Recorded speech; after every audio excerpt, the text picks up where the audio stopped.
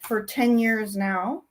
I started on a street corner in Los Angeles, California, and worked my way up the ranks in Hollywood, and even got to go to red carpets and meet celebrities and have my own talk show in Hollywood. And it has branched out to where I just kind of go on the internet and from my own space, and I can reach all over the place. So it's really cool. I have nothing but good intentions with my mission of just promoting good vibes and putting good messages, positive humanitarian universal messages out in the world. I love to do my talk show as a platform to raise consciousness, give advice, and have great guests who are doing good things in the world to share their light. It's a passion of mine. And I wanted to just go over a few updates really quick. My 10-year anniversary of being the Street Angel is August 17th. So I'm going to have a little birthday party for the Street Angel because it's kind of like a milestone for me. So if you're local to San Antonio, please come join me. I would love to just hang out, and maybe we could raise some donations for the homeless shelter. I'll be collecting stuff to drop off there like I've done in the past. So come have a drink with me and it'll be fun. Maybe get some food. August 17th, I'll be posting a flyer. If you want more information, just message me.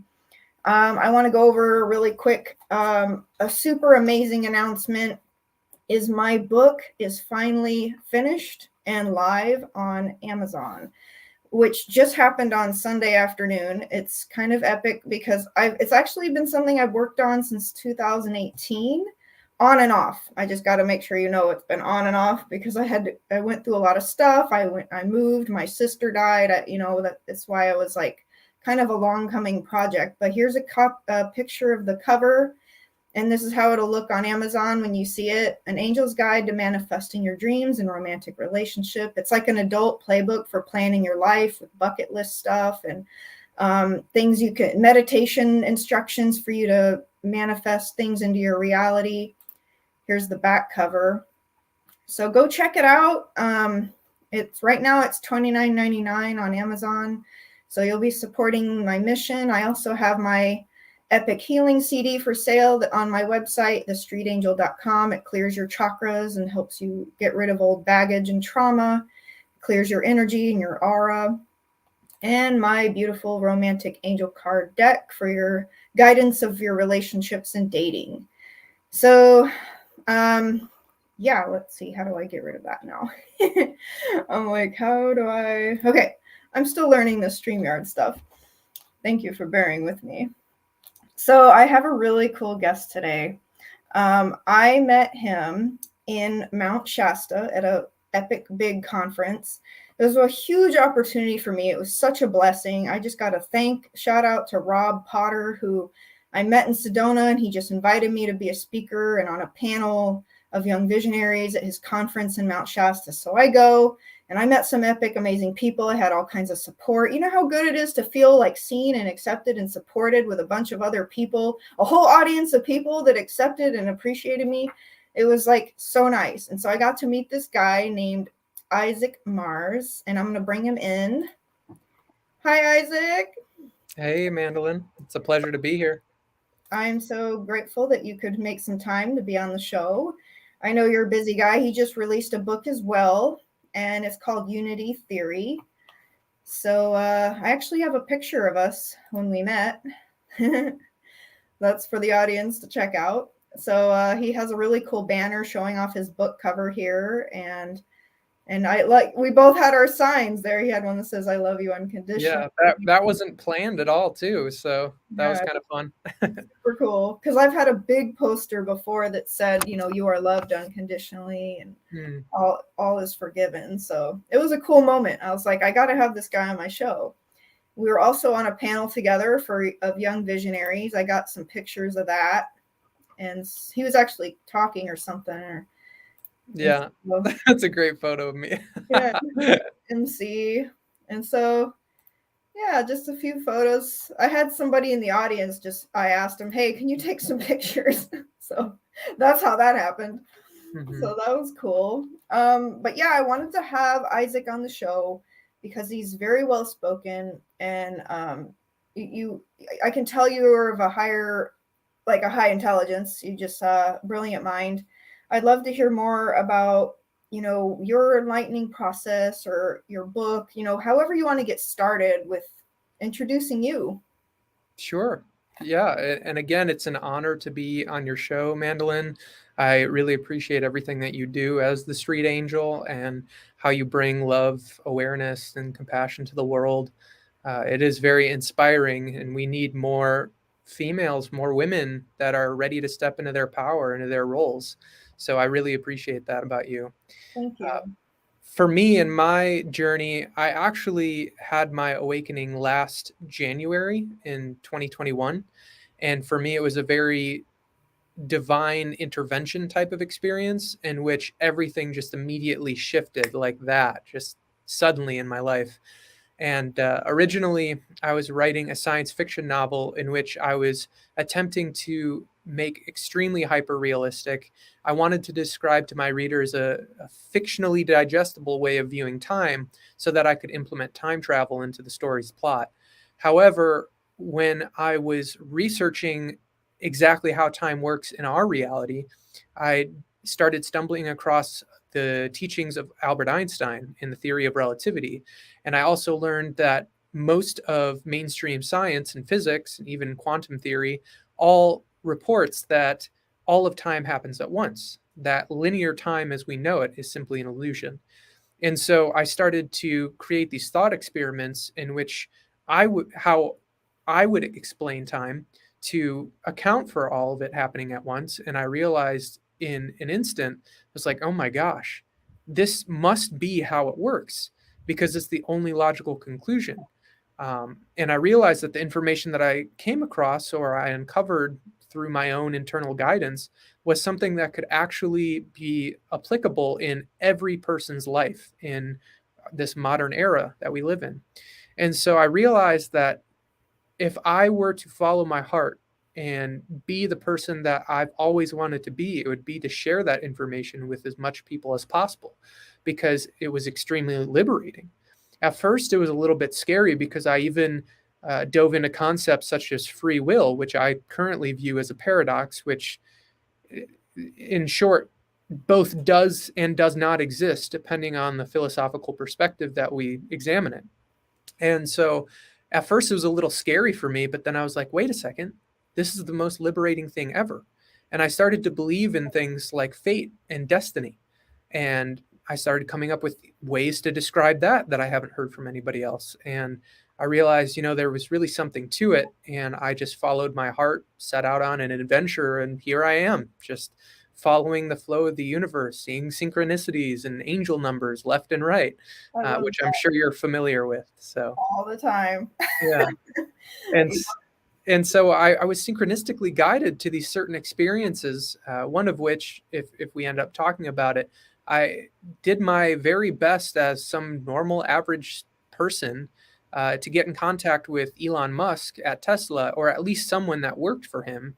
And I ended up in jail over the situation, and that was a very interesting experience. What? Um, but I was following my intuition in my heart, no matter where it led me. If it led me straight into the lion's den, that's where I was going because my comprehension of reality showed me that I could only succeed if that's what I truly resonated at and believed in within my being.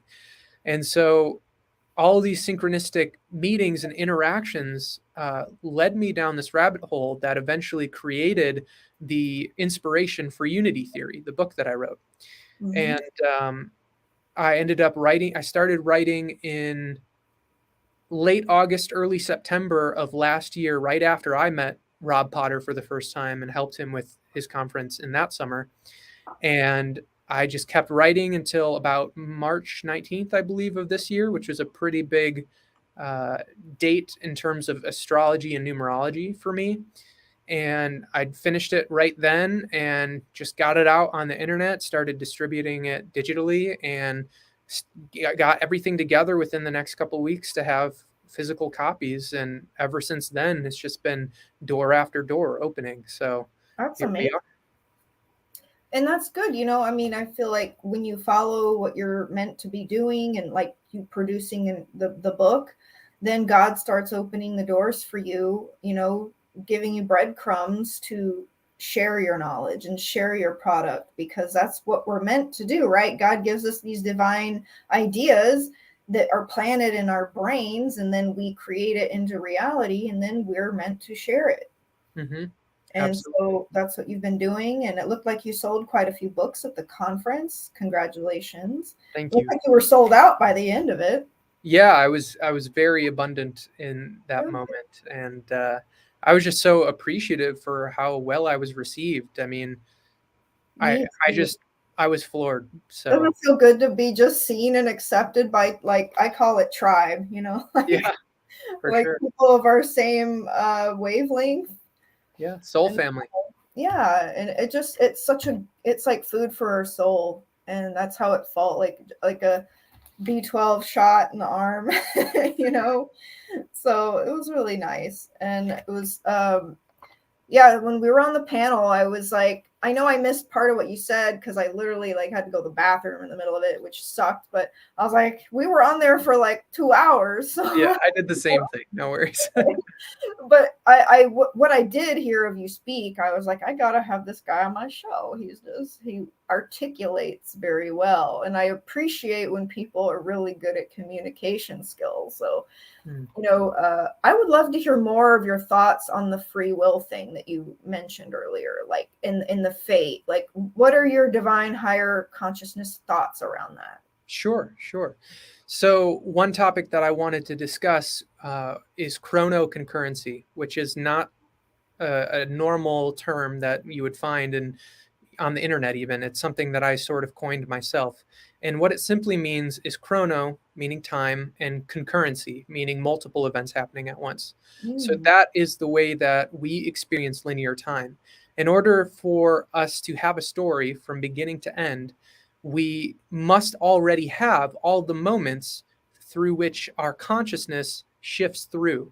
And so, one person that I know explained it like a DVD. So the whole DVD has the movie on it already.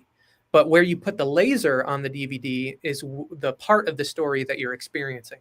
mm, So the way that I explain time to make pretty simple sense, although it's still kind of abstract, is that since all of time happens at once, you can take an observer that's sitting in front of a mirror, right? So here's the observer, here's the mirror that they're standing in front of, and the observer makes sense for representing the present moment in this thought experiment because the observer can move around and the present moment is always in flux, right? It's always transforming. And so they're looking into their past, which is represented by a mirror, because we often literally say that we reflect on our past. And so both the present moment and their past are happening at the same time because time is chronoconcurrent. And mm. so I thought if we're on a timeline, like we often say, then there must be another mirror behind the present moment. So picture my face as the present moment now. And so my face in between these two mirrors, representing the past and the future, would be infinitely multiplied. You've probably seen that as a kid growing up when you put two mirrors together and the reflection was infinitely multiplied both ways as far as the light could project into that space. But we And could so, see. you're right. And so it would still continue to infinitely multiply, just in a way that we can't see with our physical eyes. And so, what that said to me is that there were infinite moments on a single timeline in which they all simultaneously exist, and it's our awareness that's shifting through them. Well, from that single timeline perspective, which is the way I don't know about everybody else on planet Earth, but that's the way I live my life. I can't seemingly go back and change something that happened in my past. It's permanent. Well, from that perspective, the future is just as permanent as the past is. And then that's when I was like, oh, crap. Like, that means there's no free will from that perspective, from the perspective of a single timeline. And so I thought, okay, I know there's free will. I feel it in my core that free will does exist. So how can I explain this? And so I started thinking in terms of polarities. So Alan Watts used to talk about how you can't understand black unless you know what white is. You can't know what a front is unless you know what a back is as well. And it's the same for every other polarity, you know, rough and smooth, sweet and sour. Hot and cold. Right, exactly. And so I was thinking, in order to understand that I'm going down, let's say, the right road on a forked road where it splits off into two, I need to have some minimal awareness, maybe unconsciously, what it's like to go down the left fork in the road too. So that creates two timelines, two situations in which I would have had no free will, let's say. But then I thought, you know, that's just for that one simple choice. What about all the other infinite choices that we could ever have?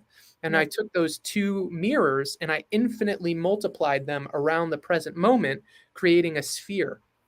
And that sphere was a perfect representation of symmetrical unity, because from the center point of a sphere, you can explore an infinite number of points that are on the sphere's surface. You just go zooming in further and further and further and further into, you know, greater decimals. And so that means there would essentially be an infinite number of timelines in order for there to be free will and for us to experience time in the way that we do in a linear manner as a story. And that was like, boom, because then I thought, if that's how it is, which it seems to be the only logical explanation, then that means if you can imagine something, not only is it possible, it already exists in all of these infinite realities. All the elves are real, the fairies, the dragons, Star Wars, all of it is real. When we're looking into a movie or a TV show through our screen, we're looking through a window into another infinite reality that already is just as real as this one.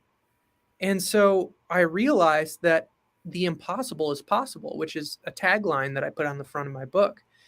And once I realized this and I went through some more deductive reasoning, I realized that reality itself is determined by the collective consciousness of the, let's say, bubble reality that we're currently experiencing. So on this planet, the collective consciousness, the collective experience is determined by what each human being on the entire planet believes, lives, um, you know, consumes in terms of the movies and TV shows they watch, and all of it contributes to what we're experiencing right now, which blew everything open for me because I started learning about the universal laws. And in one of the universal laws, the law of correspondence, it talks about that what we think creates our reality. And I thought, wow, if you look out into mainstream society, what is it full of? Stuff that makes us afraid, stuff that makes us super lustful, or, you know, a ton of violent imagery in movies and TV shows. And I realized that all of this is an energy, because everything is energy, frequency, and vibration, that manifests into a reality that perpetuates suffering. So essentially, kind of backtracking a little bit, what I'm saying is we now have a clear understanding of how this reality got so out of hand, and we have a clear path forward on the individual level on what we can do to create a reality where there is no suffering, where, you know, the limitations of what we experience are up to our imagination, and that every class, nation, color, creed can all unite under one banner, which is universal consciousness itself. Knowing that we live in a holographic reality, or a holodynamic reality, as I like to put it, and that every part of that reality contains the whole. So I know I just kind of blasted you with a fire hose of information there, but Yeah. that's what I learned in my theories. Some of the things that came to me while you were talking was, in fact, it was something I was thinking about earlier today, is how dreams are like a real experience. Because, you know, there's been certain dreams I've had in my life that have, I wake up and they've stuck with me forever. You know, it's a real experience, even if it isn't what we perceive to be happening in our physical reality, but it might leave an emotional or mental impression or visual impression that we carry forever. Like, And one drastic example was like I dreamt one time a dog bit my hand, and I woke up and my hand physically hurt. And from the dream. So it's like it's that imprint of that moment that I dreamed stayed with me in my waking reality. So Mhm. that was really weird. And it's gotten me thinking about dreams as other, some sort of other dimensions. And, like you said, everything's vibration and frequency. It's like when we go to sleep, our brain goes into different waves, and, it goes, we're in different dimensions or frequencies that we may not understand, but for whatever reason, we're having these other experiences when we sleep. Absolutely. And what I'm explaining essentially is those dreams are just as real as this reality. The thing is, we have agreed to come back to this dream over and over again every time we go to sleep and wake up. And because of that, it seems more real, relatively speaking, than the dreams we have at night. But the thing is, when it comes down to it, everything's energy, frequency, and vibration. So that's why when we learn more about Eastern philosophy and Vedic tradition and all these different ways of viewing reality, they often say reality itself is a dream. So, Yeah, I've heard that before. So on your website, it says you're a theoretical physicist. What do you mean by that? What does that mean? so I absolutely subscribe to the theory of relativity by Albert Einstein. So everything is relative. So it's all based on what we believe and what we view on the personal individual level. But for me, to be a theoretical physicist is to be able to describe in philosophical and linguistic terms how reality works on the fundamental level. In my personal opinion, I would rather call myself a theoretical energeticist because that's more accurate, but it does not roll off the tongue. So that's why I'm sticking with theoretical physicist, because people, for the most part, that watch TV shows and movies that learn about this type of science, they can sort of grasp at what it means. I also joked recently that I should just call myself a metaphysicist because that's what it is. It's beyond the physical. In truth, what I essentially believe and what I explain in my book is that there is no physical reality.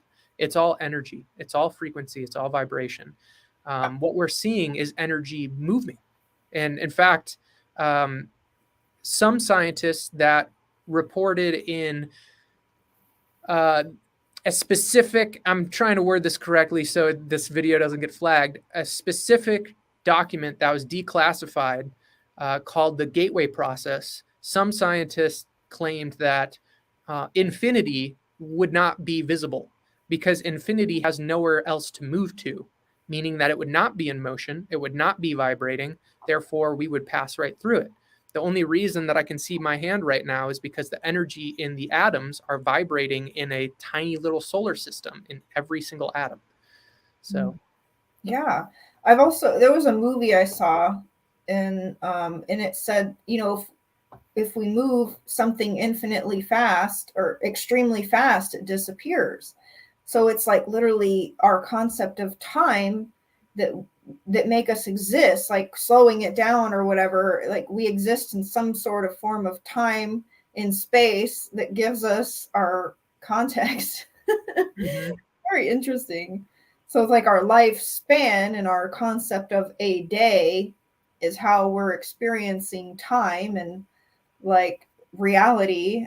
And I don't know, I feel like everything about life is just we're trying to figure out who are we, what are we here, like what is all this, like where did Right. we come from, what's the right way to live. I feel like we could spend our whole life guessing about that and reading endless material, and it's just interesting. I mean, life Yeah, is it, interesting. I have a few things to say about that. One thing is I just want to uh, backtrack a little bit because I realized I didn't fully explain the whole free will paradox.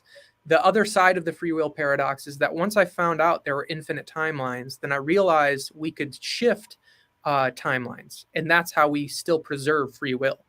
And so I just wanted to mention that for your viewers, just in case there was any confusion. And then the interesting thing about reality is what we also learn in spirituality, which is interesting because unity theory, the scientific perspective on reality, also reports the same thing, is that everything just is. There is no right, there is no wrong. So that when we get caught up in what's the right way of living, what are we doing? We're feeding anxiety. We're feeding fear. And what fear essentially is, in simple terms, is low, slow vibrating energy. And that slow vibrating energy manifests in things that are not conducive for harmony, for growth, for prosperity, for abundance. It manifests in uh, distorted frequencies that cause pain, cause suffering, cause division, separation. And we can see these in, I believe it was Dr. Emoto's water experiments, where he would take a droplet of water and freeze it while certain intentions were being imbued into that water droplet. And when people would hate the water would freeze into asymmetrical, sort of ugly looking formations. Well, when people would pray or give love to the water droplet, then they'd freeze it and it would be a perfect, beautiful, harmonic Like, snowflake.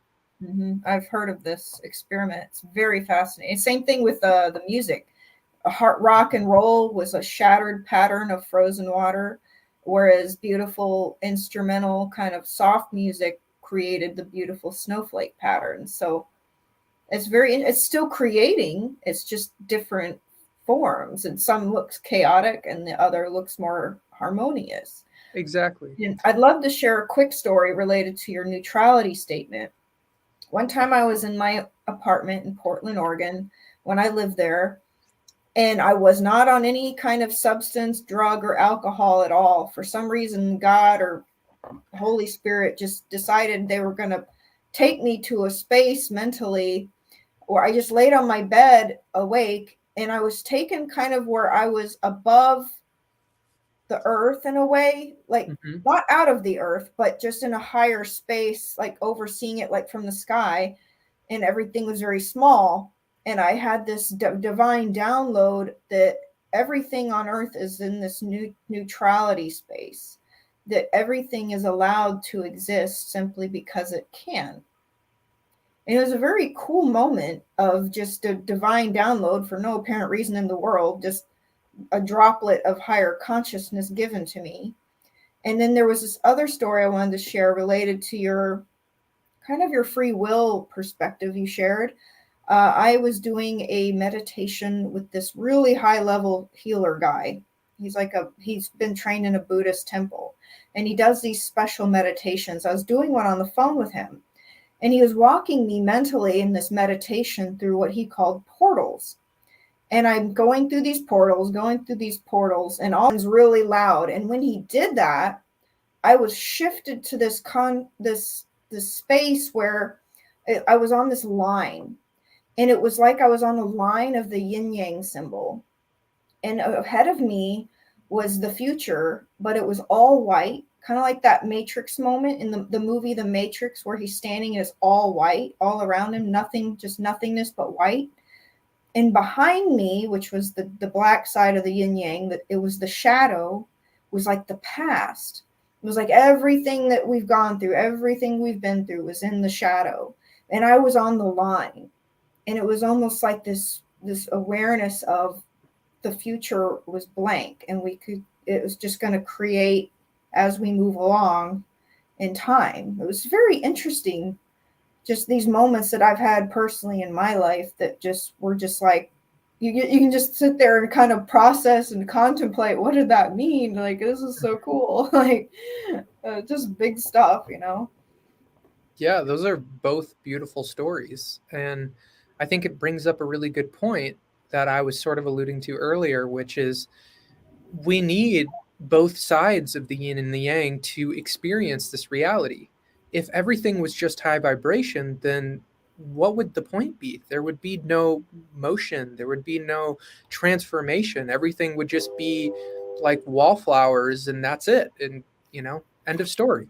But with the yin and the yang, we have these rising experiences and these falling experiences in which the dark side gets to sort of take reign of the story, and then It sets up all these things for these different plots and these different experiences for all of our different characters to experience. And the greatest thing about all of it is that as fractals of the infinite, we are also eternal, meaning that everything is always safe 100% of the time. As I think it was Bashar, who is a being that's channeled by Daryl Anka, once said, I think it was him. I could be wrong on that, but they said dying is perfectly safe.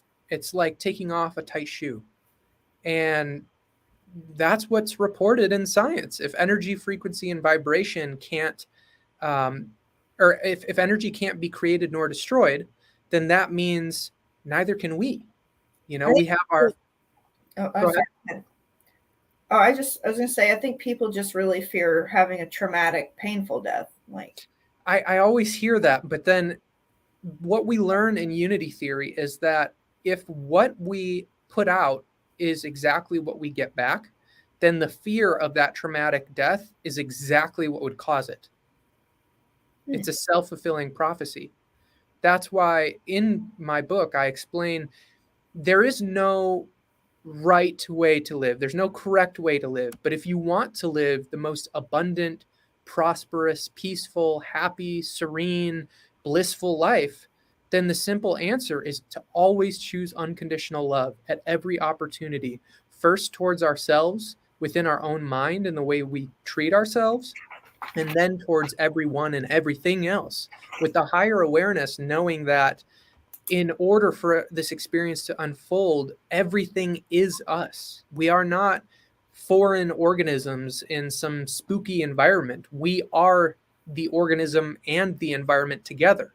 And if you really get abstract with it, you could say there are no organisms. It's just the environment experiencing itself, it's the universe experiencing itself. And so, since everything is us, why would we, with that awareness, treat anything with hatred or fear or disgust or anything like that? Because then that's just a part of ourselves that we're not accepting. So, very interesting. Yeah, in fact, I can relate to that as well because there was one time I went to go meditate in just a field of grass and just have a moment with God. And I was going through a lot of difficult crap, which seems to be constant. And anyway, I was meditating. I was like, why do we go through such hard things? I was asking verbally out loud, why do we go through these hard things, and why do I go through this?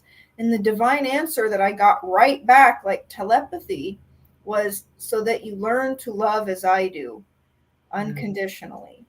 That was the answer. Like, we're just meant to try to learn and evolve to love as God loves. And it's very hard when you're human and you were raised with these judgments, and we have eyes, and we judge other people how they look. And I gotta say, it's really hard when in the behavior department, because mhm. that's where I would say I would struggle, because I wouldn't want to love somebody's bad behaviors unconditionally, especially if they're treating me badly. You know what I'm saying? Yeah. And My I want to be clear that a lot of people get lost in the idea that, oh, unconditional love is a trap, quote unquote, because if I unconditionally love someone, I'm just going to keep letting them abuse me. And right. that is not the case. Well, how That do is you deal not. with it? What's that? How do you deal with it? So, in order to unconditionally love others, we must learn to unconditionally love ourselves first. So, if I am unconditionally loving myself, and let's say I have a friend who starts to be really abusive or really nasty in our relationship, if I really unconditionally love myself, would I put myself in the scenario over and over again where they have that opportunity to put that energy out onto me? No, I wouldn't let that happen. I would say, you know what, Isaac, it's time to walk away from this person and to continue to love them and hold them in their highest, but know that I deserve better in my immediate reality. And so unconditional love is only empowering.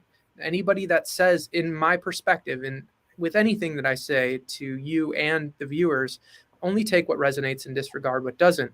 But if something is of unconditional love, it is only empowering. It would never cause anyone to be a victim. It can only uplift and heal everything and everyone, because that's what true unconditional love is. It's the highest vibration in existence. And I feel, and this is your experience, so again, feel free to disregard, but I feel like that message that you got was what I'm essentially saying, to remember how to love like the universe does, because that is where our true power lies. And when we do that, the impossible is possible. There was a girl in China that was reported to be able to walk on a stage, and everybody in the audience would be holding a rosebud. And the girl, because she was so high vibrational and full of so much love, she would wave her hand across the audience, and then all of the roses would suddenly bloom instantaneously, because she had that ability to share that amount of unconditional love with those living beings, those roses. And the second that any sort of outside force tried to force her to do that on command, she couldn't do it anymore because she was in fear. And so the more people that start to embody this unconditional love, again, I want to reiterate, first towards ourselves and then towards everyone else, the more our collective consciousness will rise. And the TV shows and the movies that some people call predictive programming, I call prophetic programming. That prophetic programming will finally manifest in this reality, to the extent where we're going to see people flying. We're going to see people walking through walls and teleporting. We're going to see the X-Men and the Marvel Avengers and the superheroes of this age. And it's going to be very real, and it's going to be a huge shift. That's cool. So, just to shift gears really quick, Sure. what is your backstory of why you call yourself the Crimson Eagle? So there are a lot of reasons, specifically signs and synchronicities in my life, but the easiest explanation is that what I do is I bridge the spiritual with the material. I bridge the etheric with the earthly. So in spiritual practices, specifically, I believe in Native American tradition, the eagle is representative of spirituality itself. And to me, it's also having that higher perspective where you can see the whole picture. And that's something that was cause that was a huge catalyst, I should say, for my awakening. And so the fact that I could see that big picture led me to resonating with that eagle energy. So I started seeing eagle synchronicities everywhere. And before my awakening, I was wearing this red jacket.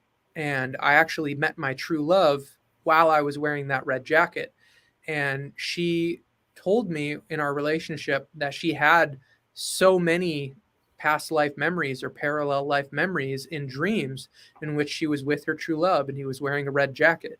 And so, Cool. yeah, it was really, really interesting. But because of the dynamic in the relationship, I needed to unconditionally love myself first.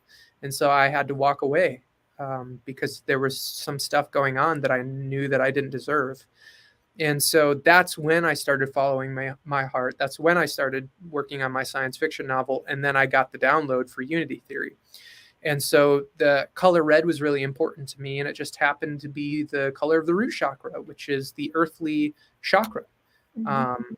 And so it's bridging, again, spirituality, the eagle, to the earthly realm, the red root chakra. And that just kind of became my persona. I like it. I tried to put that as a background image. You just can't really like see it, the eagle's face, but it's an eagle back behind us on the screen. Oh, cool. Yeah. I wanted to ask, how do we shift timelines? Because you mentioned that. Well, the short answer is you're doing it right now. We're always shifting timelines because that's the only way that we can experience the story. Every moment is technically its own timeline. And then the imagination of how that one particular timeline would go from, let's say, the alleged Big Bang to the end of creation, if that's something that we can conceive of, In truth, it's all still happening and it all will always be happening. For example, you and I, Mandelyn, have been talking on this show for eternity. And we will always be talking on the show for eternity because it's many of the infinite moments that already exist. But the thing is, our awareness, what we're actually experiencing, shifts to other experiences that we're going towards in our linear life. So, um, forgive my airy headedness. What was the original question? Oh, you answered it. It was about the timeline. How do we shift timeline? Yeah, and so we can also do that at the collective level, and that's something that we see, and those are huge shifts. So, for example, have you ever heard of the Mandela effect? Yes. Yeah, so in my reality, Nelson Mandela had already died long before I was born. And then at some point in my life, somebody was talking about it, and I'm like, "What? Wasn't that guy dead?" And sure enough, in this timeline, he lived until 2013, meaning that either millions of Mandela effect experiencers that remember him dying in the 1980s all hallucinated the same hallucination, or the more scientific and logical explanation is our entire collective consciousness here on Earth shifted timelines into a timeline in which it was more beneficial for him to have lived until 2013.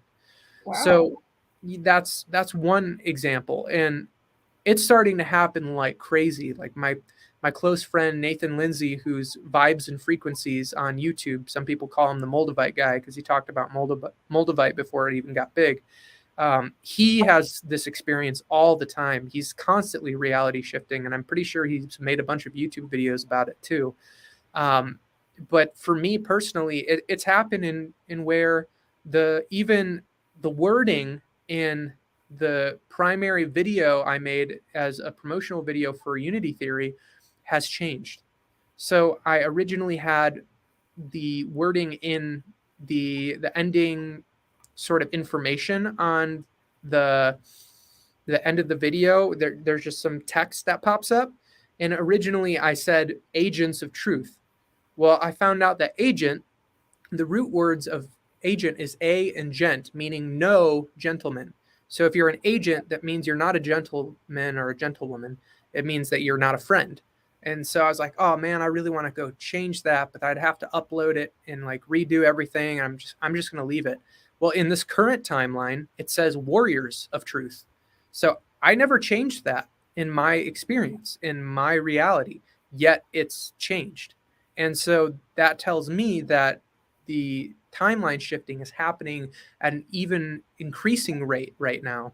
And the way that I understand that in my reality is that all of these infinite timelines are starting to converge into, some would say, one timeline, but since every piece of the infinite is infinite, I would say it's an infinite number of timelines in which all of those infinite versions of us reach our fullest potential and come together. So there's this beautiful movie called Everything Everywhere All at Once, and they kind of explain it. They use different wording than I would, and they don't necessarily say infinite realities or timelines, but what they do a good job of showing is that all these different versions of us, for example, I've never taken kung fu or martial arts in this embodiment, but I know that there is an Isaac Mars in the infinite realities that has mastered kung fu and martial arts. And so as we start to merge all these timelines, I will eventually gain those gifts and I'll be able to use them at will, fully conscious of my knowing of how to use them. And so That's that's why we're going to see superheroes, whatever you want to call them, in the near future. I also like, how you said, like where our talk show is infinite. Like it's also like when people make movies. I mean, those movies exist forever, and I go and rewatch some of my old movies, and then it's like reliving it again, and it's kind of like that, Yep. where it's gonna always be having been created. It's solidified as a thing that happened in reality or in life or creation, Mm-hmm. and it's there. So it's really cool. You live in Sedona, right? I do. So I live in Sedona for most of the year, Sedona, Arizona. which I really recommend anybody watching that hasn't been there, that is even remotely spiritual. I really recommend them coming out and experiencing it for themselves, because it's really not something you can put into words. But Mm. I I love lived there. Sedona. What's that? I love Sedona. Yeah, I want it's to live there somehow, some way for a little while, or I don't know. I don't know how to manifest it, but I have the desire to try it out. oh well, we can work together. I'm here for all, and trust me, you can manifest everything that you could ever want. So the more that we give ourselves and each other permission to be able to do that, the more we'll see it happen. And the more we see it happen, it creates this exponential shift where it's like, oh my gosh, it really worked. And now I know it's going to work. So then it works even more. And now it's just constantly working. And then we get all fired up, and just life is so beautiful. So absolutely, if you feel like you want to come to Sedona, we'll figure it out. Well, But I'm a shaman healer, and I do a lot of that type of work. You know, energy clearing, aura, chakra healing, multi-vibrational sound therapy tools, shaman prayer tools. Like I do all this cool stuff, as well as like I coach each person if they want to talk about their life. So I'm like a certified health coach and life coach and love coach. I went through the whole love coach academy and the health coach academy. So it's like I also do that as needed. I do angel card readings, so it's like I'd fit in so good. absolutely. I love Sedona because when I go there, it's like tribe. You know, Mhm. everybody's like, oh, they love the wings and like they support it. It's just really cool, and not to mention the rock formations are just breathtaking. You're just like, how how are these gorgeous rocks and here like in this, I don't know, it's just breathtakingly beautiful there, and you can feel the higher vibrational difference of just being there. Mhm. It's really cool. In fact, I can actually feel a shift just being in Phoenix too. Like just flying there, I feel different. But then Mhm. once you get out into Sedona, which is of course a even higher elevation, and the just the feeling of the vibration is higher. It's really really cool. Absolutely. I eventually am going to be manifesting a scientific laboratory there, because the energy is so profound and so magnetic and attractive and empowering and magnifying. I mean, there's just so many beautiful uh, adjectives to describe it with. It would be foolish not to um, take that opportunity and use it to benefit the world. Um, so I'm so sorry. I'm getting a phone call. Oh, I was wondering what that music was. Here we go. Just throwing that across the room. Um, and so, yeah, Sedona is an amazing place. How long have you been there?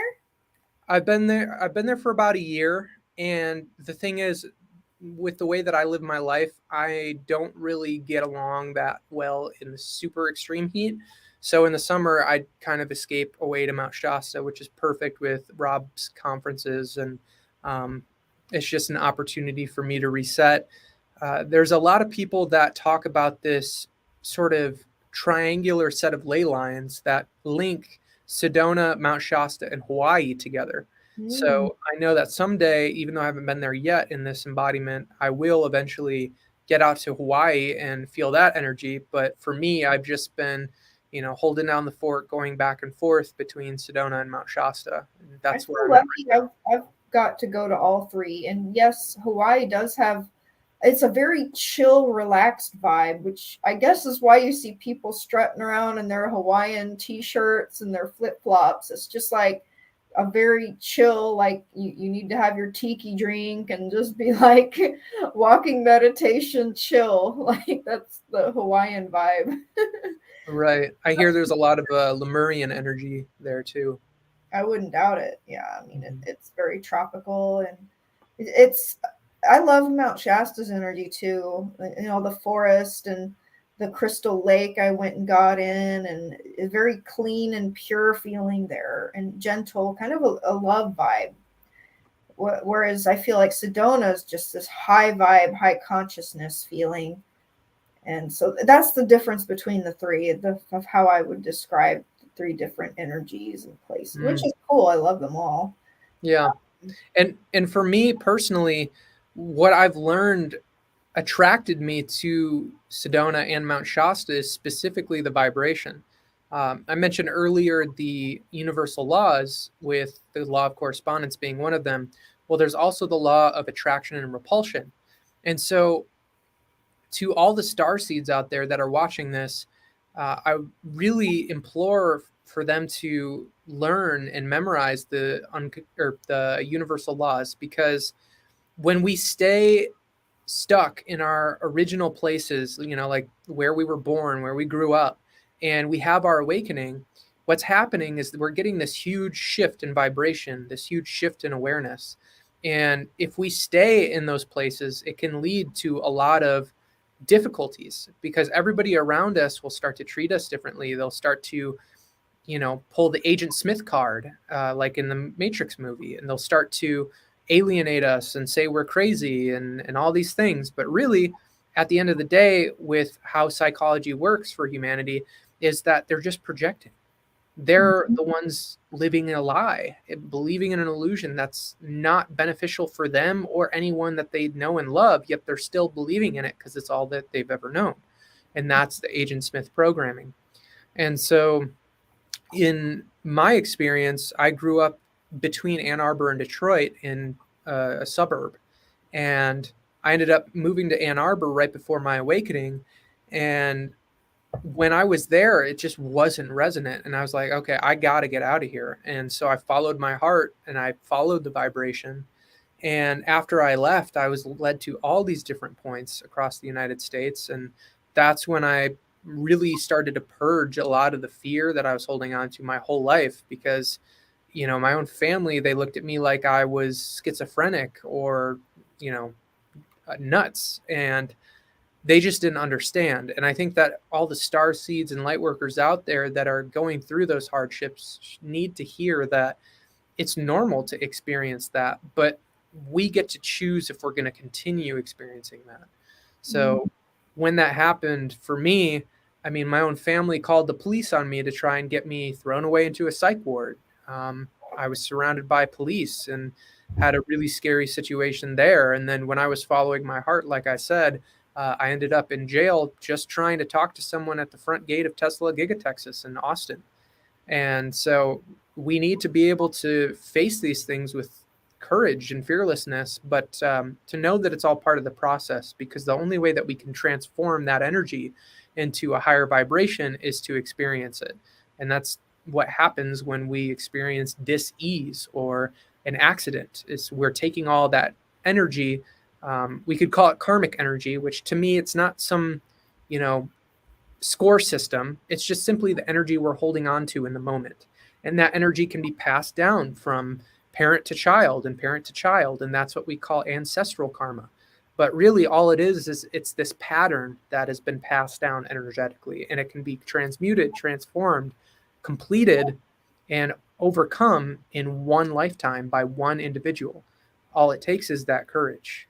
But I Yeah, don't know.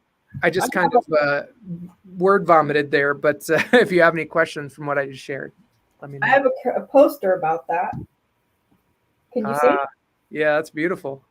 Yeah, make your courage greater than your fears. Be brave. Yeah, so I like to take that one out sometimes just to remind people to be yourself, do what you got to do in the world. Like, I would say for the highest good of all, for the highest and best, Hmm. I promote don't harm others, be kind, but God has created infinite things, and I don't know. There's stuff I can't understand and I don't like, but I don't have higher enough brain to contemplate why everything exists, and we don't even have to go there. But I would like to promote that you do have a YouTube channel and you have a cool 6-minute video on unity theory that people can go listen to and just absorb.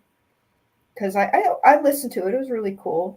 I mean, some of the stuff you share, people pretty much need to watch it a few times. That way you can just absorb, absorb, absorb, Hmm. and get a little bit more each time, I think. Fair Some enough. stuff is very high level for people, and they might not be able to absorb a first pass Mhm. because I, maybe I I do my best to try and make it as easily accessible to everyone, of every language, of every situation. Well, language is a bit more difficult, but you know what I'm saying. What my intention is to bring this awareness to everyone because we all deserve it. We all deserve at least the option and the awareness to know that we can choose what we're experiencing.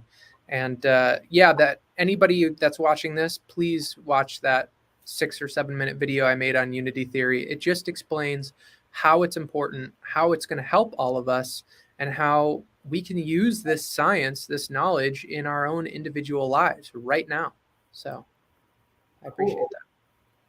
Wait, what did I just do? Okay. I was like trying to pull up the pictures, but I don't think I have a picture of your book on there, but at that. least just I have a picture on mine. Am I able to share from here? I have no idea.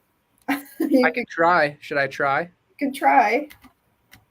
And while you're doing that, I forgot to announce that I did get to be on a talk show on Sunday. I was supposed to say this at the beginning of my show, but it was like I got to be on the Awakening World, hosted by Scott Katamis, and just basically talk about how to be how what it's like being an Earth Angel and being of service and stuff like that. So, any Hmm. luck with your book? I think so. It says, yeah, it's making me open system preferences. It's figuring it out.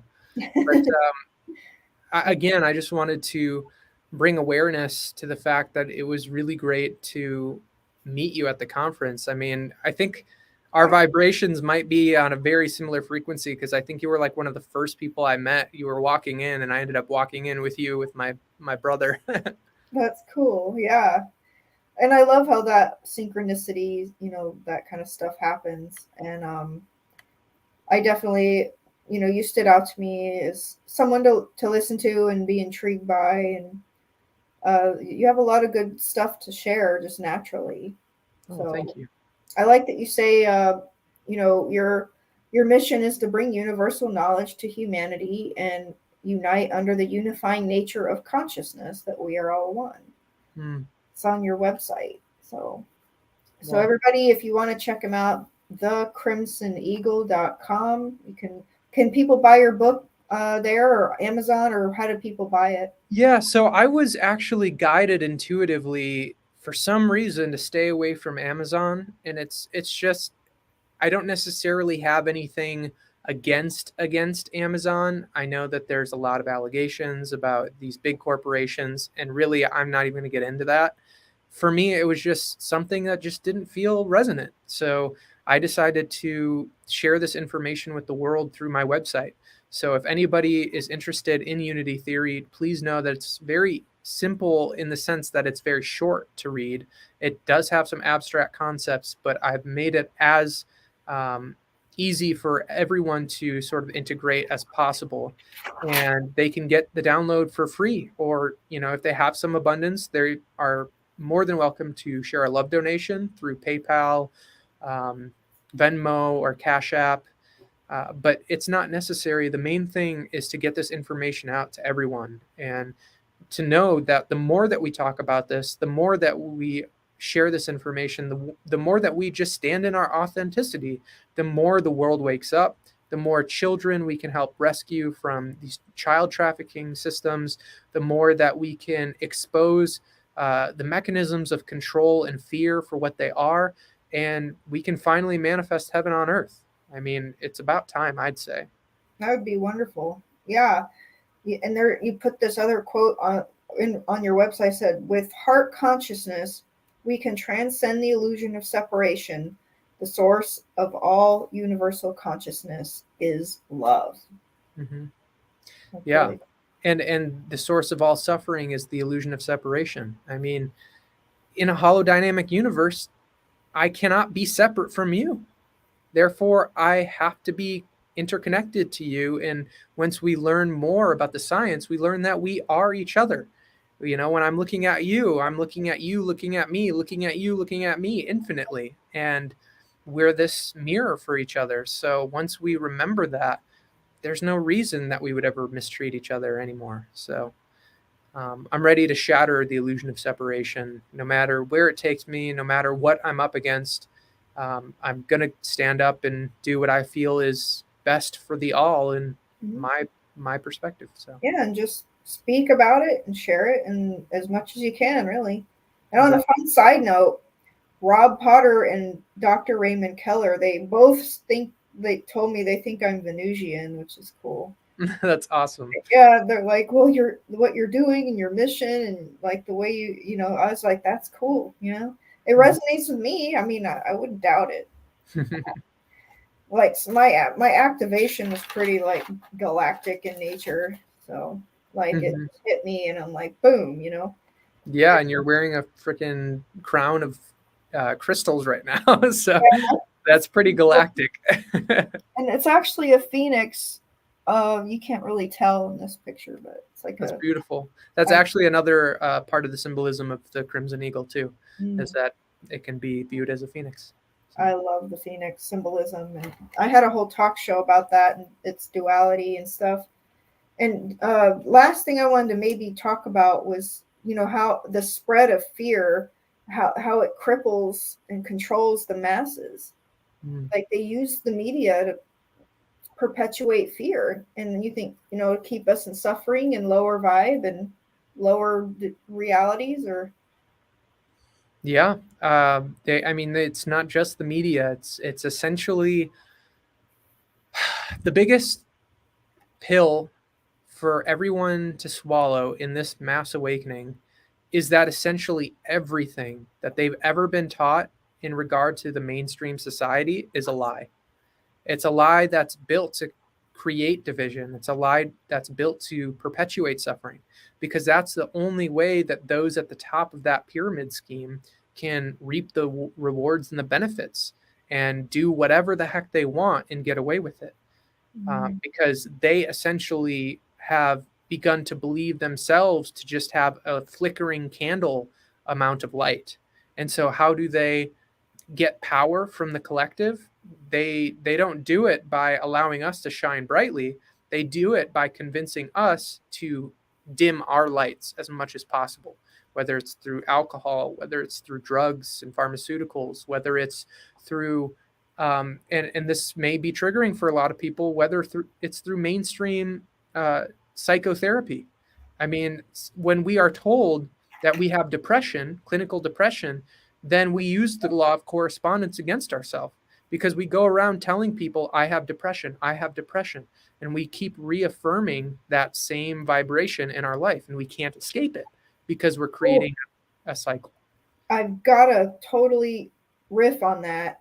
Sure. How I hate how the alcohol program, they make everybody, hi, my name is so and so, and I'm an alcoholic. Like they make them reaffirm it over and over and over, even if they're 20 years sober, they're Mm-hmm. still supposed to say, and I'm an alcoholic. Like, what a terrible idea to affirm what you're not in the present. Like, Thank you. that why do they was perpetuate that? in my most important relationship. That was a huge argument that I got into with my significant other is that with her background, she kept referring to me as a recovering alcoholic. And I said, no, I'm in control of myself. I'm a recovered alcoholic. And I still called myself an alcoholic in that sense, but I said recovered in the sense that, Past tense. yeah, and that I had overcome that. And at the time with the programming, she just could not see how that was detrimental to my reality, how it was throwing me in this loop in which I felt like I would never recover. And I would always have that issue. But since then, I mean, I was in the military for almost 7 years. So it's really ingrained in the culture there to drink. But after my awakening, all of last year, I had maybe less than 10 drinks throughout the year. And then after January 1st of this year, I was like, I don't need it anymore. It's just not beneficial. It doesn't resonate. And I feel so much clearer, so much healthier. Yeah. Um, I mean, in Arabic, alcohol literally means body eating drug. So, Whoa. yeah. That's crazy. Hmm. Yeah, and that it's called spirits because it literally lets spirits like in your body, and that's why Hmm. people act all demonic sometimes and have these For sure. personality shifts and say terrible things and stuff like that. But yeah, I totally get it. I had a similar experience with weed back in like 2012 when I moved to Los Angeles. Everybody was offering me weed, here, free weed, and I started smoking it for a while, and then I was like, after about a yearish, I started feeling like I was not well. Like my lungs hurt, my throat hurt. I had smoker's cough. And I wasn't even doing that much, but I was doing a little bit every day. And then I realized, I'm not getting the same effect I was in the beginning. Maybe it's not beneficial for me anymore. I do credit it for helping to open my mind a little bit. But then after a certain point, it's like I really don't need this substance anymore. It's actually being detrimental. And so once I had that higher consciousness awareness of it and my body telling me, we don't want this anymore, we don't like it. So I basically stopped. And so I hardly do it at all anymore for years. But yeah, I just wanted to wrap it up with that. And we can wrap up the show. And For that was sure. awesome. And on record, I totally agree with you. I've given it up as well. It doesn't resonate. I feel like it helps us get to a certain vibration, but then that vibration is still a very static vibration. So there is a way to move beyond it. And when we tap into that vibration again, when we're beyond it, we go back down. Well, So plus, I think they spray stuff on it. I don't know what kind of chemicals they put right, in it to make it not harmonious anymore. right, Maybe natural organic is okay, but once they start spraying flavors and scents and perfumes or whatever, yeah, it's just not the same thing that Mother Earth intended it to be. exactly. But anyway, I want to thank you for coming on the show and your time and sharing your wisdom, and keep at it. I think you're great. You're a great orator. I am honored, and you as well, seriously. And you're a very radiant being, again, a very powerful uh, leader among women. And I'm just so grateful to know you, Mandelyn. And if you ever need anything, feel free to reach out. In fact, if anybody watching this is struggling, know that I do offer spiritual guidance as well. So I'm here Awesome. for all. We're in this together. We're all family. Yeah, either one of us. Yeah, I do coaching sessions and angel card sessions too. So yeah, whoever you resonate with, male, female, like, reach out if you need it. Whatever we can do to help uplift others and up level others. So yeah. All right, Yeah, everybody. Thank you, audience, for watching. If you were able to get through the show, I appreciate you. And until next time, everyone have a good night. much love, everybody. Bye. Take care.